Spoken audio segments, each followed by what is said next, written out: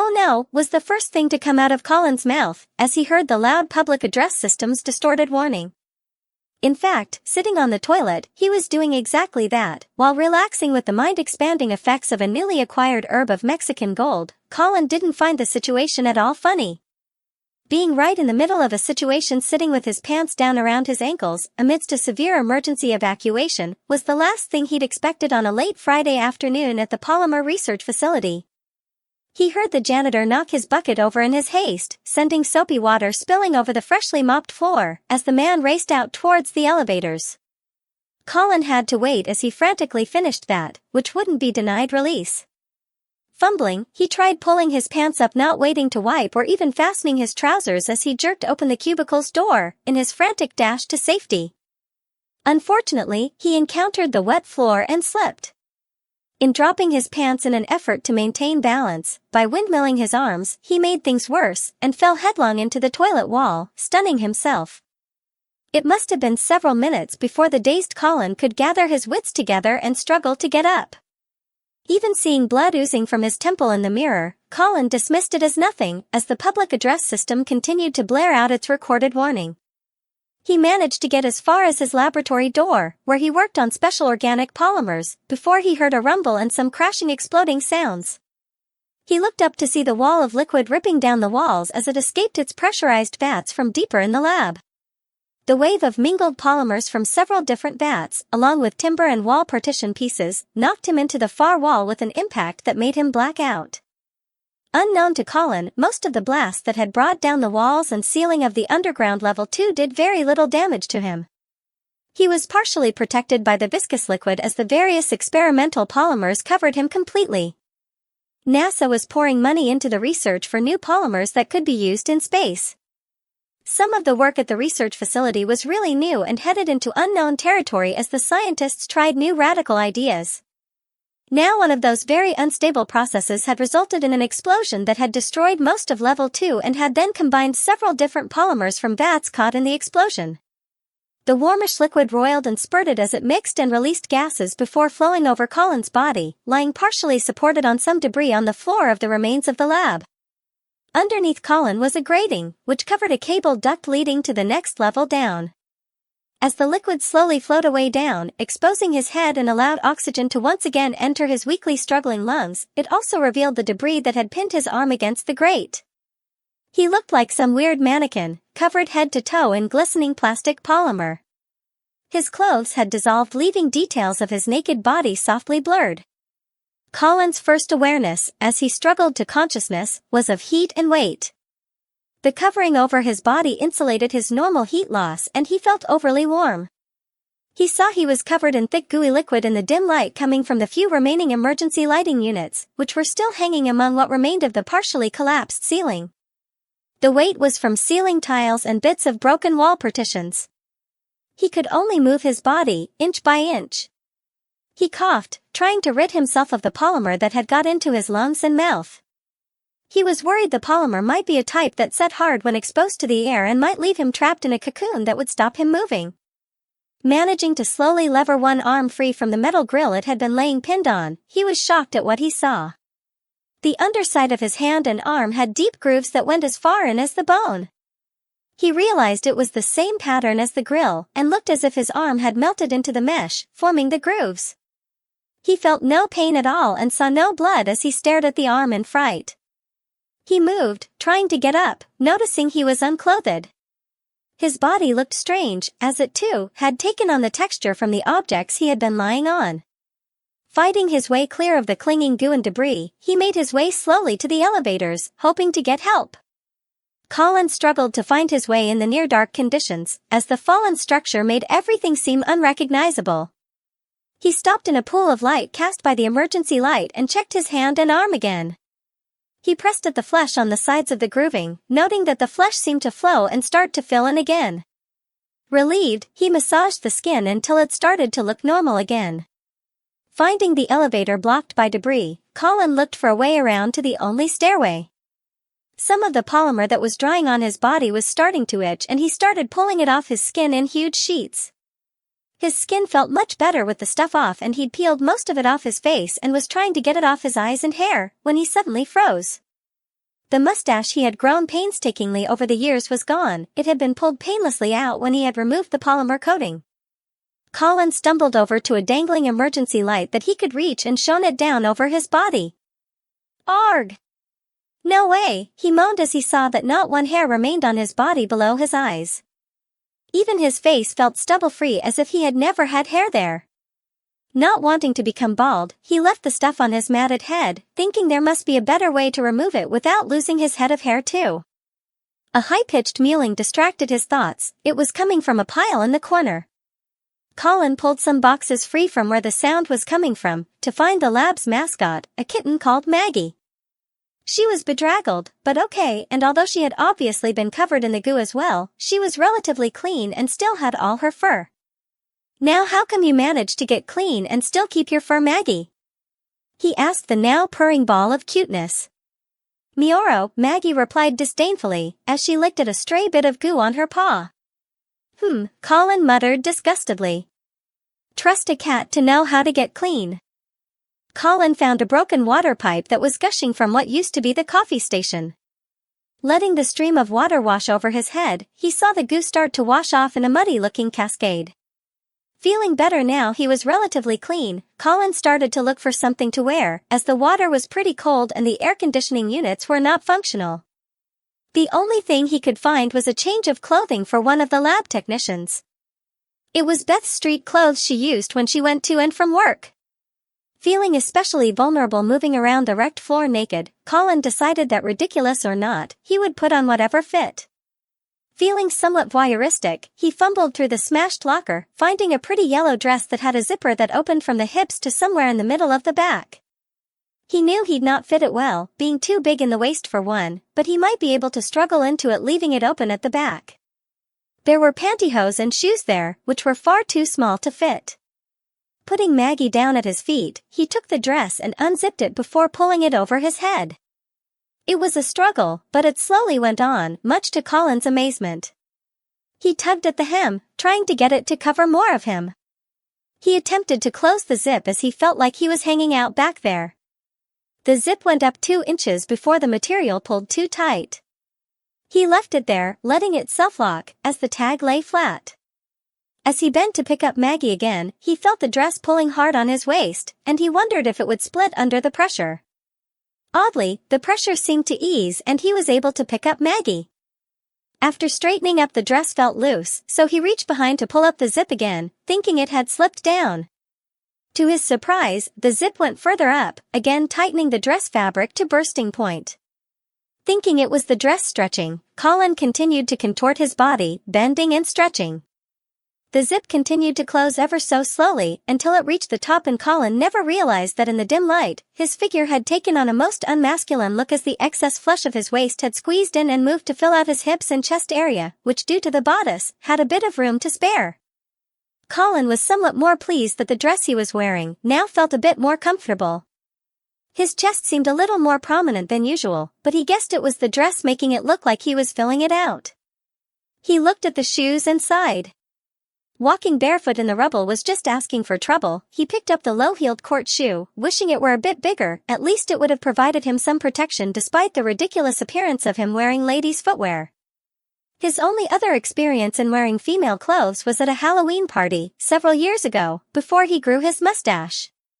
He'd had fun then, and knew the basics of getting into female clothing. Maggie suddenly twisted out of his grip, dropping to the floor with that typical 4-footed way peculiar to the feline race. She mewed as she scented something to eat nearby and scampered off into the gloom. Colin called to her, fearing for her safety and feeling sad at being abandoned. Following, still holding the shoes, Colin saw something unbelievable as he caught up to the kitten. Maggie had found what she had scented, but it was on the other side of a door that was jammed shut by fallen trusses. Maggie was pushing at the small gap below the door. She had both paws under it and was forcing her way under the door. Colin realized that there was no way she could pass underneath it, with the gap being about an inch high. Maggie wandered through as she kept pushing. First her nose, then her head was slowly gaining access. Colin gasped, as the kitten seemed to flatten and ooze under the door. In moments Maggie was gone, only her mewling telling him she was still okay. reason told him no cat could do that, so it had to be the result of the explosion and the resultant goo that had covered both of them. Remembering the way his own flesh had melted, Colin knew something was very unusual here. Experimenting a little, he tried reaching under the door. As the pressure of his knuckles came against the door, he could see some flattening, and as he kept the pressure on, he found his arm moving under the door. It was a weird sensation, unlike anything he had felt before, almost as if his bones had softened. Getting an idea, he looked at the shoes, speculatively thinking about seeing if he could mold his foot into it. Before trying to squeeze his foot into it, he went and retrieved the pantyhose, thinking that the slippery fabric would help his foot slide into the shoe. He pulled the pantyhose over each foot, leaving the rest of it around his ankles before trying to pull on the shoes. As the pressure from the tight fit built up, he saw it was working. The foot seemed to flow and slide into the shoe, with the excess flesh bulging slightly above the shoe's opening. Colin stood uncertainly, trying to wriggle his toes. The fit seemed okay, and after a few seconds, the tightness eased and they felt comfortable. He almost fell as he tried a step, having forgotten the pantyhose acting like a hobble between his feet. Colin tried to break the pantyhose in half, but it was far too strong for that. Sighing again, Colin reluctantly pulled the pantyhose up his legs, marveling at the smooth feel of the fine knit against his recently bare legs. The tension against his skin gave him an embarrassing reaction as he pulled it snug about his waist. Remembering about Maggie, he carefully walked back to the door she had disappeared behind, the low 1-inch heels not bothering him at all. He didn't notice as the gentle, but inexorable pressure from the pantyhose started to mold his legs, making the fleshy bulge at his ankles disappear. Nor was he actively aware of the changes to his body as the pressure from the hose started to compress his shape. Colin could hear Maggie trying to get back from under the door, and as he watched, he saw first the front paws reaching through, before a weirdly flattened nose and head squeezed through the tiny gap. Soon, Maggie had squeezed herself all the way back and looked extremely pleased with herself as she sat and licked her fur contentedly. Colin picked her up and checked her over to see if she was okay. Apologizing for what he was about to do, Colin gently squeezed the kitten's back legs, watching them begin to get thinner. Colin then tried pushing them back into her body until they all but disappeared. Maggie didn't seem concerned with his manipulation and obviously never felt any discomfort. Colin roughly checked the time it took for the legs to return to normal after he released the pressure. The legs took about a minute to fully return to normal, which gave Colin something to think about regarding his own body's possible reaction to the chemical cocktail. Colin started thinking about his own survival, being trapped 2 levels down with no obvious way out. Having already checked the impassable stairway meant finding some food and water to survive. Water wasn't a problem, but food would be, as normally no food was allowed down in these levels except for coffee and cold drinks. The nearest food was in the cafeteria, 2 levels up. Colin looked fruitlessly for a functional phone so that he could notify the authorities that he was trapped, but alive. All the lines were down as the explosion had severed all communication links out. Colin found some cushions from the seats that used to be in the lab and made a rough bed from them. He knew sleeping would conserve energy until his rescue was achieved. Cuddling the kitten on his chest, Colin tried to rest and keep from worrying about what the future consequences of the polymer contamination would hold. An hour had passed since the explosion, and things were confused at the surface, as a roll call of the workers and scientists was conducted. It was finally resolved that there were 2 people missing, one was Colin Stockman and the other was Beth Winslow. The management called in the rescue squad, and operations were started to gain access back to the lower levels before night fell. A noise and a shuddering vibration brought Colin back from an uneasy slumber. All was dark, as the emergency lights had run their batteries below operational levels. Maggie was missing, so Colin stumbled in the darkness, calling for her return. Another crack and Colin made out the faint sound of jackhammers from the floor above, as the rescuers forced their way down searching for survivors. Colin made his way to where the noise was loudest by feel only, not a wise thing in retrospect, as part of the ceiling started to fall and struck Colin on the head, knocking him to the ground. Colin felt the impact, then, as the weight of the concrete block started to crush his skull, things went fuzzy, then black as his head started to flatten under the pressure. One of the volunteers from the lab, who was assisting the police in the rescue effort, was one of Colin's co-workers. Ted Barrett knew both the people missing and was Colin's best friend. Ted spotted what looked like Beth's body under a fallen slab of concrete. He recognized her dress and shoes and was sickened as he realized the block had crushed her head almost flat. Her features were hard to make out in the scant light from the torches and obscured by her long dark hair covering her face. Once her body was freed, Ted covered her with a blanket to cover the horror of the flattened and unrecognizable face. Ted elected to help carry her body on the stretcher to an awaiting ambulance, leaving most of the rescuers to search further. The normal check for signs of life had been waived due to the extent of the head trauma. One of the rescuers gave the death verdict and a brief description, but didn't bother to uncover the body to confirm it. Ted was left with the body in the back of the ambulance. Shaken after describing the scene of her death, and needing a stiff drink, Ted asked for and was given a small flask of rum.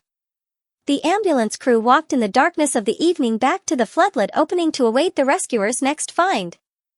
Ted was wondering about the fate of his friend Colin, and whether he would see him alive again, when the covered body of Beth moved.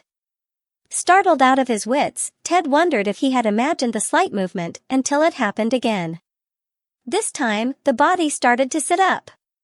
Ted was too terrified to make a sound as the blanket slid down from the head, revealing Colin? Hey dude. What the heck? Stuttered a shocked Ted. What happened? Where am I? Colin moaned as he held his head in his hands. Man, I can't believe this, Ted cried out. How come I saw Beth's body with her head crushed, and now you show up in her place, wearing her clothes? He added, as Colin pulled the blanket off, revealing his feminine attire. Well, that's a long story, but I don't want to discuss it here. Can we leave, please, preferably without any more attention? Colin asked pleadingly. I'm okay, but you owe me one, pal. Ted grumbled. Lay back down and don't move an inch until I get back, Ted said, as he pulled the blanket up over Colin's head again. Okay, was the muffled reply. Ted went out and brought his car nearer to the ambulance so Colin could transfer quickly without being noticed under the cover of darkness. Just as Ted was about to shut the door on the blanket-covered passenger, a gray streak flashed along the ground and leapt into the car. Maggie had found her way out of the underground prison on her own and had decided to stay with her newfound friend. What the? Ted uttered in surprise as Maggie sat on the blanket and started purring. It's just a kitty, Ted, we were together under there, please let her come, she is unique. Colin pleaded, peeking from under the blanket. She'd better be house-trained, I don't want any cat mess in my car, grumbled Ted. Maggie looked disdainfully at Ted for a moment, as if saying, who me? Ted snorted and got into the driver's seat and slowly started to drive away. After a few minutes, when they had cleared the property and were on the open road, Colin sat up and looked around. Ted looked in the rearview mirror and shook his head at the incongruous sight of his best friend in women's clothes. He wondered at how he had achieved to look so feminine, as his shape was nothing like what he was used to seeing. Where are we going? You know we should tell the company that you're alive, Ted questioned. Head to my place first, there's something I need to tell you and demonstrate before anyone else finds out, Colin answered. Like you're on hormones and want to wear women's clothes? Ted joked. Oh, this? Well, funny you should ask that, but the answer is weirder than that, Colin grimaced, as he plucked distractedly at the bodice of the dress. Bursting with curiosity, Ted withheld the many questions he wanted to ask Colin until they arrived at his house. After remembering that he hadn't got the key, Colin walked around the side to where an emergency key was hidden. Gaining entry, Colin went straight to the bathroom to get a shower and some fresh clothes. Maggie ran around happily exploring this new home with the interesting smells. Ted sat in the lounge, waiting impatiently until a loud scream brought him rushing to the bathroom. What's up? Ted inquired, feeling worried, as he opened the door cautiously. Look at me, screamed Colin, as he turned his body and faced Ted. I'm all misshapen, he exclaimed. Ted saw that Colin's body had really changed. Not only did he have the body curves of a woman, but his chest also looked odd. Instead of two breasts as he had part expected, Colin now had a shelf of flesh sticking out across his chest. The flesh had completely filled all the available space in the bodice, which had given him the look of having a bosom. Ted gasped, and then looked down at Colin's lower body again. There was something odd showing there, so he knelt and peered closer. He saw what remained of Colin's physical anatomy had been pressed right into his body and level with the rest of the skin. He could see the outline, but was afraid to go further and actually touch it. "You need to tell me everything that happened to you while you were trapped under there," Ted demanded.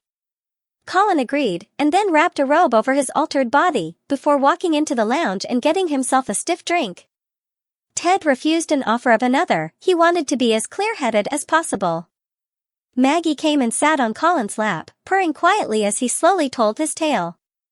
Unbelieving, Ted was given a quick demonstration as Colin took the kitten and slowly compressed its rear legs and tail into its body, while the kitten remained contentedly oblivious to its new shape. To say that Ted was amazed was an understatement. He watched, open-mouthed, as the kitten returned to normal without any obvious ill effects. According to the time it's taken for the kitten to return to normal and figuring the extra mass of the human body into consideration, you should have returned to your normal shape. Ted paused, working it out in his head, about 5 minutes ago. "Ugh," was Colin's only comment.